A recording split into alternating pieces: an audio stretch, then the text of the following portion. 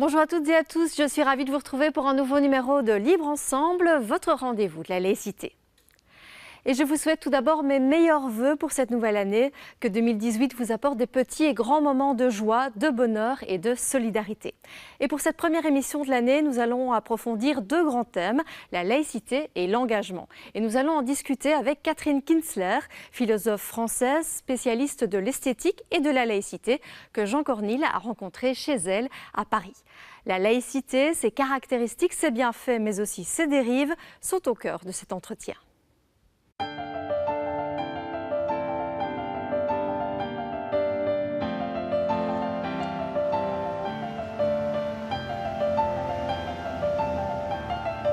Nous sommes à Paris, place de la Nation, devant la statue de la République. La République, donc la laïcité. Pourquoi ce thème? Parce que je vous propose aujourd'hui une rencontre avec la philosophe Catherine Kinsler. Ce thème de la laïcité, elle l'aborde en permanence. Quelle différence entre communautarisme et universalisme? Quelle différence entre laïcité et tolérance? Quelle spécificité pour les laïcs et pour les athées? Catherine Kinsler a illustré tous ces concepts dans un passionnant petit livre, Penser la laïcité, qui tente de répondre à ces interrogations fondamentales. Je vous propose de m'accompagner chez Catherine Kinsler.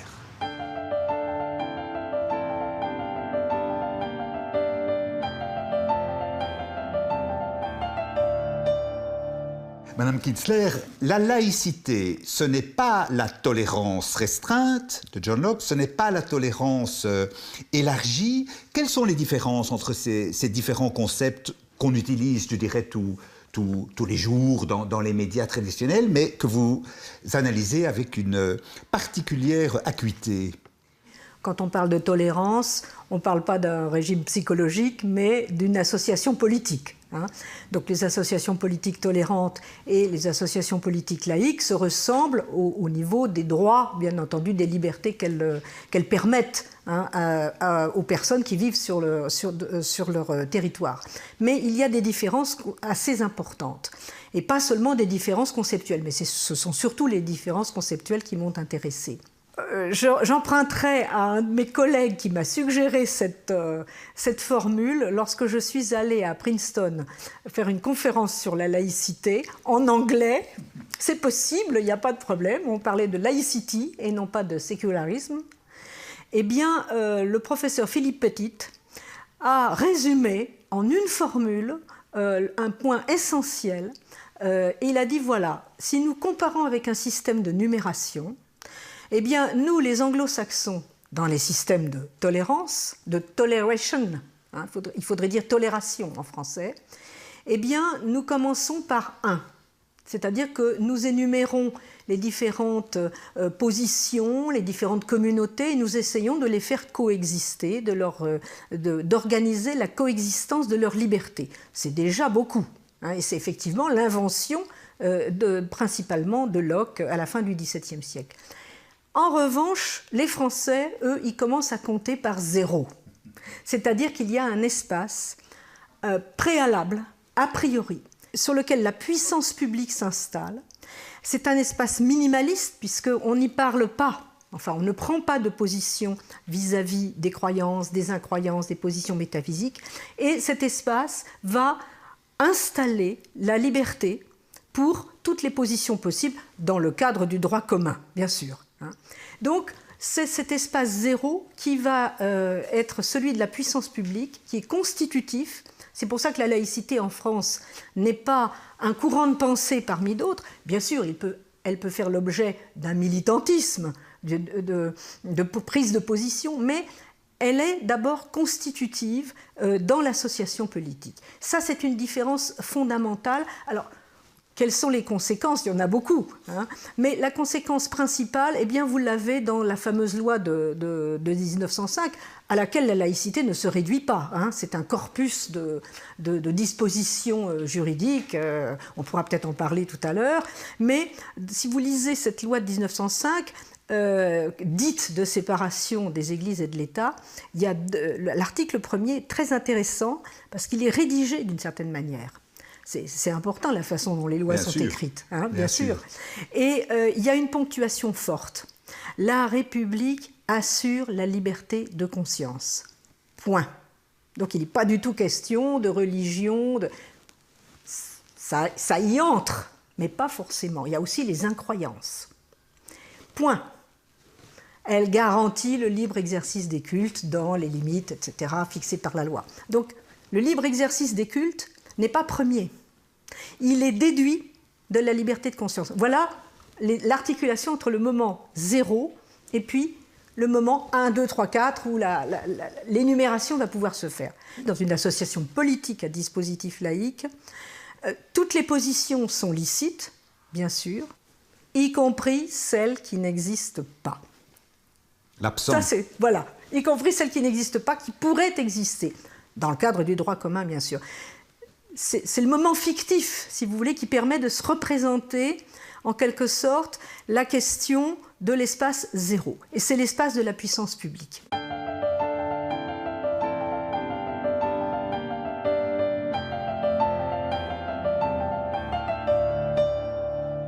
Vous écrivez à un moment dans votre livre qu'un critère pertinent et commode de laïcité ne serait pas fondamentalement la séparation de l'Église et de l'État, mais le critère du sort réservé aux non-croyants. Alors là, je crois qu'il faut remonter à Locke pour rendre compte philosophiquement de cette suggestion de test, en quelque sorte. Oui, absolument. Ce grand esprit que fut Locke a trouvé, à mon avis, la question décisive. Dans sa lettre sur la tolérance, il dit, voilà, on va pouvoir admettre toutes les positions, toutes les croyances, mais on ne peut pas admettre dans l'association politique, on ne peut pas admettre les athées. Bon. Alors, ce qui fait qu'évidemment, quand j'aborde cette question avec mes amis militants laïcs, ils me disent, mais enfin, comment est-ce que tu peux dire à partir de là que Locke est l'un des premiers penseurs de la laïcité? Eh bien, il est l'un des premiers penseurs de la laïcité parce qu'il a tracé le champ, justement, ce que j'appelle une question structurante.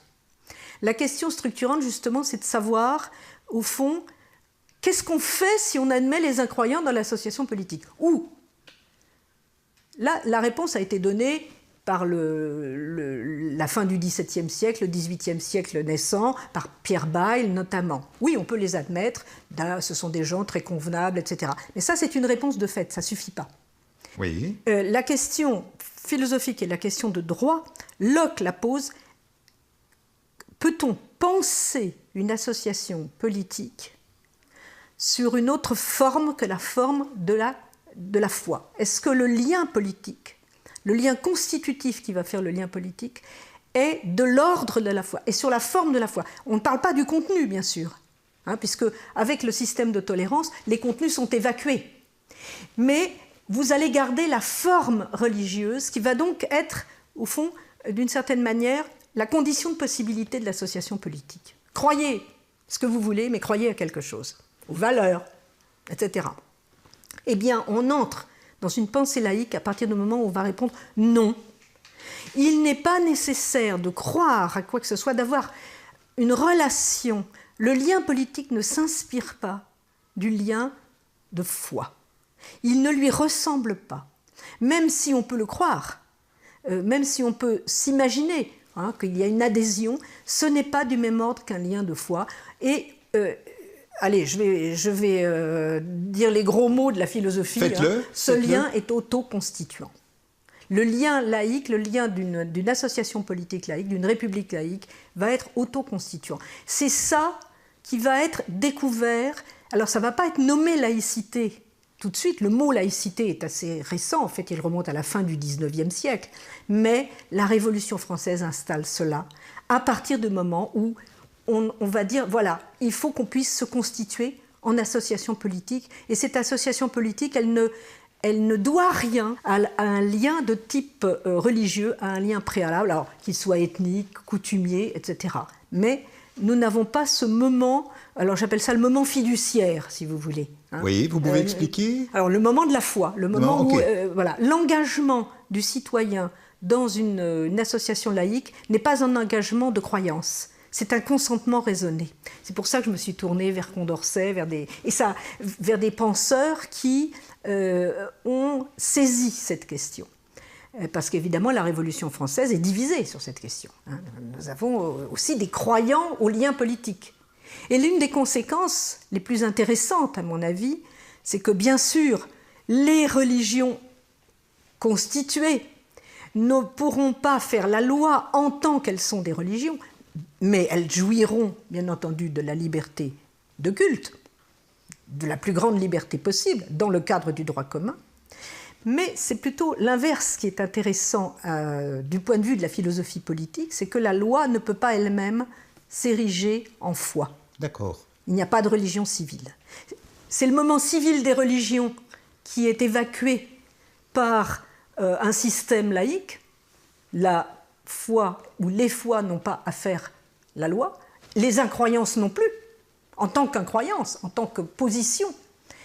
Mais inversement, la loi n'a pas à se présenter comme un article de foi auquel il faut croire, etc. C'est un consentement raisonné. C'est le peuple, par l'intermédiaire de ses représentants, là on entre dans le système de la représentation, de la rationalité des chambres, de l'élection, etc. C'est ce peuple qui va produire sa propre législation, autoconstituante, mais aussi il va pouvoir aussi la défaire, l'amender, la modifier, etc. Donc nous avons un moment autoconstituant. Et du point de vue philosophique, ce qui est intéressant aussi, c'est que c'est logiquement pauvre. C'est-à-dire c'est un minimalisme.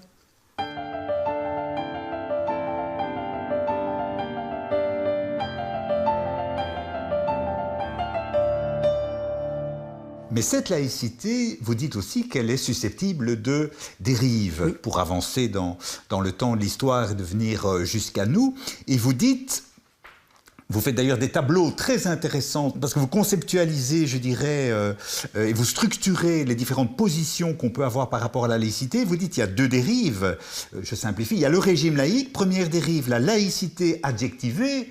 Le Front National a ajouté la laïcité positive, etc. Deuxième dérive, vous écrivez l'extrémisme, entre guillemets, laïcard. Est-ce que vous pouvez exprimer, je vous cite là, c'est pas moi qui me permettrai de... C'est pour ça que je vous mets aussi entre guillemets, quand vous dites laïcard. Vous pouvez expliquer un petit peu ces deux dérives que la laïcité peut prendre? Ce que j'ai trouvé intéressant aussi et riche du point de vue conceptuel, c'est de m'interroger sur ce que ça veut dire le principe de laïcité. Oui. Bon. Et il se trouve que j'ai abouti à cette idée que il ne faut pas confondre principe de laïcité et régime de laïcité. Oui. Le principe de laïcité est contenu dans le régime de laïcité, mais il n'épuise pas le régime de laïcité. Alors, le principe de laïcité, c'est le principe du zéro. C'est l'idée selon laquelle la puissance publique, celle qui va faire la loi, qui va exécuter les lois, au nom de laquelle la loi s'exerce, etc., les magistrats, enfin l'ensemble de la puissance publique, s'abstient de toute déclaration, de toute position, de toute faveur ou défaveur à l'égard de positions religieuses, métaphysiques, etc. Bon, là, c'est pas qu'on n'en parle pas, on ne prend pas position. Ça, c'est ce qu'on appelle le principe d'abstention. Mais il est limité. Son objet est limité, son champ d'action est limité, c'est la puissance publique. La loi, les tribunaux, les discours officiels des magistrats, des fonctionnaires, etc. Puis vous savez tout le reste, à savoir ce qui est libéré par là. Il n'a de sens qu'à libérer un autre domaine, ce qu'on appelle aujourd'hui la société civile. C'est ce que j'allais dire, société civile. Ce qu'on appelle aujourd'hui la société civile, ce qui relève en gros du droit privé. Oui. Mais là, c'est un domaine illimité. Oui. Illimité. Et là, qu'est-ce qui s'applique ? Ce n'est pas du tout l'abstention, c'est la liberté d'expression, d'affichage, dans le cadre du droit commun, bien entendu. Si vous considérez que votre religion vous autorise à pratiquer des sacrifices humains, on va vous l'interdire parce que le meurtre est interdit, et non pas parce que cette religion est interdite. Bon. Voilà, donc c'est une articulation entre ces deux principes, c'est très simple. Bon. Mais ils ne s'appliquent pas dans les mêmes domaines, etc. On passe de l'un à l'autre constamment. Tous les citoyens connaissent cette différence. L'élève, par exemple, l'élève de l'école publique, depuis la loi de 2004, qui entre à l'école, se défait de ces signes ostensibles. mais il les remet. Quand il sort de l'école. Il peut les remettre quand il sort à l'école. On oublie toujours de le dire, ça. Donc, c'est ce que j'appelle la respiration laïque. Personne n'est soumis à l'uniformisation de sa vie, ni par l'État, ni par sa propre communauté. Où sont alors, Madame Kienzler, les dérives? J'essaye de vous... Alors, où sont les dérives? Vous prenez ces deux principes. Vous faites basculer, vous faites recouvrir l'un par l'autre. Première dérive, enfin, ce n'est pas la première au sens chronologique, hein, mais bon, je la prends en premier. Vous prenez le principe de laïcité et vous prétendez qu'il va s'appliquer partout, y compris dans la société civile, dans la rue, dans les transports, dans les halls de gare, enfin partout. Et donc, par exemple, on va plus prendre position religieuse. On va abolir tout simplement la liberté d'expression. Hein, vous ne pourrez plus porter de croix, de kippa, bon, ça sera interdit. C'est un nettoyage. C'est le contraire de la liberté. À quoi bon le principe de laïcité s'il ne libère de rien? Ça, c'est la dérive extrémiste. Alors, laïcard, c'est une injure. Mais je l'ai mise entre guillemets parce que c'est une injure. Absolument. Justement, c'est effectivement la position selon laquelle il faudrait ne plus du tout rencontrer d'expression religieuse où qu'on aille. Et reléguer l'expression religieuse dans non plus ce qu'on appelle la sphère privée, mais l'intimité. L'intimité. Donc il n'y a plus de liberté d'expression. L'autre dérive, eh bien, c'est la plus répandue. Hein, j'aurais peut-être dû la prendre en premier, mais c'est la plus répandue. Eh bien, c'est l'inverse. C'est-à-dire que vous prenez le principe de libre expression, de libre affichage, et vous dites, mais on devrait l'appliquer aussi dans le domaine de l'autorité publique. Autrement dit, on peut faire la loi au nom d'une religion, les groupes religieux peuvent avoir une autorité politique ès-qualité, ça ne veut pas dire qu'ils ne peuvent pas influer, comme tout groupe, bien entendu. Et la loi peut elle-même se réclamer de références religieuses ou appliquer des préceptes religieux. Alors on voit très bien ce que ça pourrait donner sur la liberté des femmes, tout simplement. Moi je suis d'une génération quand même qui a connu, quand j'étais petite, les femmes n'avaient pas le droit d'avoir un carnet de chèques sans l'autorisation de leur mari, les femmes mariées. Bon, c'est quand même une loi laïque. Absolument. Hein, voilà, le corpus des lois laïques. Donc vous avez donc cette laïcité, alors on appelle, ce n'est plus de la laïcité bien entendu, mais la première non plus. Mais c'est ce que j'appelle la laïcité adjectivée, c'est-à-dire accommodante. Alors il y a eu différentes pluriels, on a eu positive. On a eu inclusive, on a eu positive. Absolument. On a eu bon. Alors la première dérive que j'ai décrite, c'est la dérive de l'extrême droite, qui d'ailleurs n'est pas très cohérente, parce que quand on pose la question, on leur dit « Ah oui, vous voulez plus du tout de signes religieux dans la rue, alors plus de voile, mais alors les bonnes sœurs. Ah ben c'est pas pareil. » Donc en fait, c'est une instrumentalisation même de cette dérive pour, au fond, pour s'en prendre à une religion et une seule. Inversement, l'autre dérive, beaucoup plus répandue, elle est diffuse, elle est dans la pensée, je sais pas, elle est dans la pensée ambiante, elle est au fond dans l'évidence d'une certaine manière, parce qu'elle rejoint la notion de tolérance, elle rejoint la notion... Parce qu'au fond, ça ramènerait le décompte à commencer par 1. Et non pas à 0. L'autorité politique elle-même serait communautarisée. Hein, à terme, ce serait ça. Alors, bien sûr, on nous dirait, mais il n'y aurait pas d'uniformisation. Si, il faut faire attention, il y a 2 sortes d'uniformisation. Il y a l'uniformisation d'État, évidemment, qui est aveuglante, mais il y a aussi une uniformisation par la proximité, par la pression sociale. Vous faites partie d'un groupe, il y a une obligation d'appartenance, et voilà, on va vous assigner à un type de comportement, à une nourriture, à une façon de vous habiller, et finalement vous n'aurez pas le droit d'être différent de votre différence. C'est une expression que Alain Finkielkraut avait utilisée, mais qui est dans l'appel que j'avais signé en 89 au sujet des signes religieux avec Elisabeth que nous avions coécrit. Voilà, alors nous avons ces 2 dérives. Ces 2 dérives sont opposées, bien sûr, mais elles sont structurées de la même manière. Elles ont exactement elles fonctionnent de la même manière. C'est-à-dire pour un théoricien, c'est lumineux. Quand vous prenez un mécanisme, clac, vous inversez la clé, vous tournez la clé dans l'autre sens, mais c'est la même clé. Et finalement, vous avez la porte s'ouvre de l'autre côté.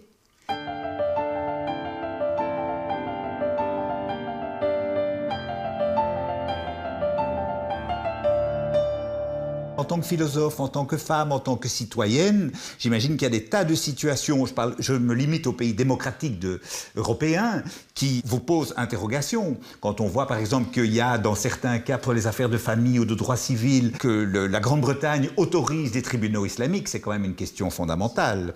Une chose est de proposer une modélisation intellectuelle, une autre est de militer pour que cette modélisation intellectuelle s'étende. Déjà, on a déjà bien à faire en France, sur le territoire national, avec ça. Bon, il me semble qu'effectivement, la pensée juridique française a trouvé quelque chose d'intéressant. Encore faut-il qu'on puisse le cultiver, qu'on puisse l'expliciter. Et c'est vrai qu'au fond, cette laïcité qu'on trouvait finalement, elle allait de soi, on n'y pensait pas.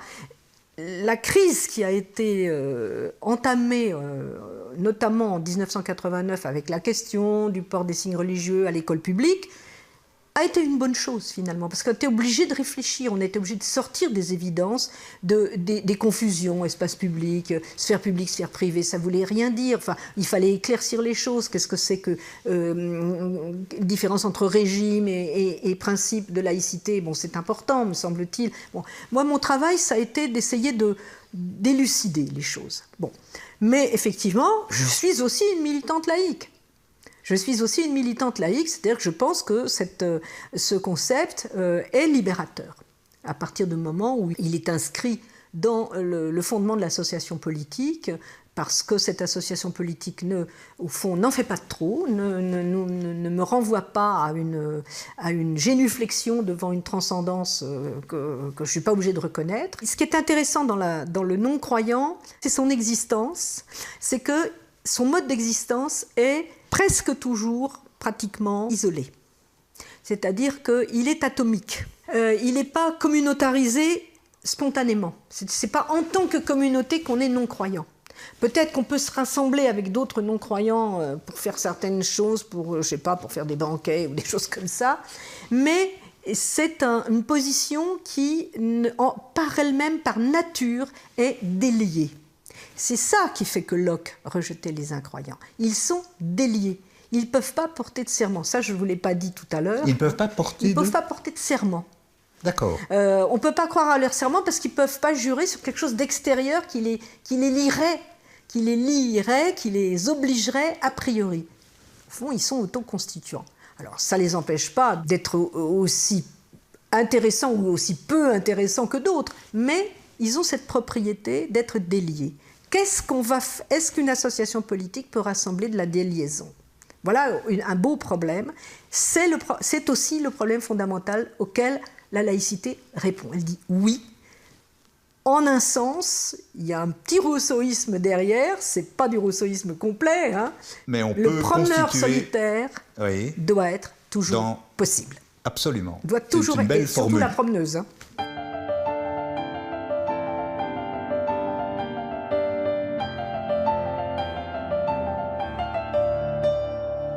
On a à la fois, on pourrait dire, un grand mouvement, je dirais, mondial de libéralisation des échanges marchands, etc., la mondialisation, et on a en même temps un sentiment qui est diffus ou bien qui est analysé de manière très, très profonde, de repli identitaire, nationaliste, populiste, communautaire. Quel est le regard que vous portez sur ce double mouvement du monde que je caricature parce qu'on a peu de temps, mais et qui s'inscrit d'une certaine manière aussi dans une forme de recul, pourrait-on dire, de la laïcité, avec point d'interrogation? À mon avis, il y a plusieurs sortes de communautés. Toute communauté n'est pas communautariste. Ce qui m'inquiète, c'est le communautarisme de repli qui, au fond, résonne d'abord de manière moléculaire, oui. En termes d'obligation d'appartenance. Votre liberté ne diffère pas de celle de votre communauté. Et si vous faites un pas de côté, alors cette communauté va, au mieux, vous ignorer, au pire, vous persécuter. Et vous rejeter, et puis vous persécuter, et éventuellement vous tuer. On passe au communautarisme social à partir du moment où un groupe considère qu'il y a une chasse gardée, qu'il y a des membres de sa communauté qui doivent lui appartenir, qui doivent y adhérer, et que s'ils n'y adhèrent pas, eh bien, on va faire pression sur eux. Et puis après, on passe au communautarisme politique, c'est-à-dire qu'il y a des droits et des devoirs spécifiques. Bon, Là, effectivement, on a l'exemple des tribunaux qui appliquent la charia en Grande-Bretagne, etc. Mais nos amis anglais, il y en a beaucoup qui sont horrifiés quand ils voient ça, hein, bien sûr. Bon, alors, c'est ça qui m'inquiète beaucoup. Pourquoi ? Parce que nous n'avons pas à offrir, au fond, de grandes perspectives politiques, hein. Donc, il faut aussi avoir une culture critique. Et si on abandonne une ou plusieurs générations à des discours de type « toutes les opinions se valent », et encore, je mets les choses au mieux, hein, toutes les opinions se valent, vous faites ce que vous voulez, c'est mon choix, etc. Eh bien, au fond, ce sont les esprits les plus forts, les plus avides de nourriture forte qui vont se tourner vers les gourous. Donc voilà, et là, on a les propositions identitaires qui n'attendent que cela, parce que, effectivement, l'idéologie a horreur du vide. Mais comment s'en offusquer alors qu'on ne fait pas le travail on n'élève pas les esprits.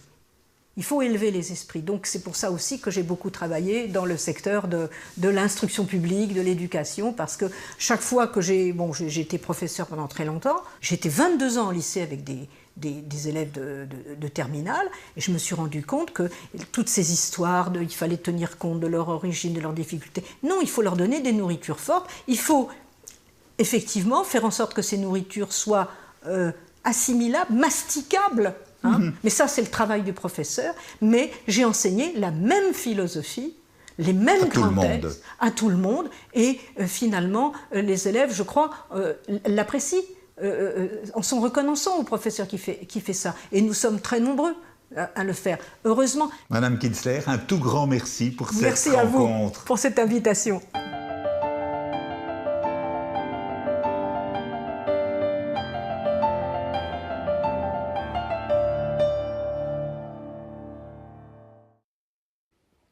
Pour revoir cet entretien réalisé par le Centre laïque de l'audiovisuel, rendez-vous sur notre site internet www.libreensemble.be.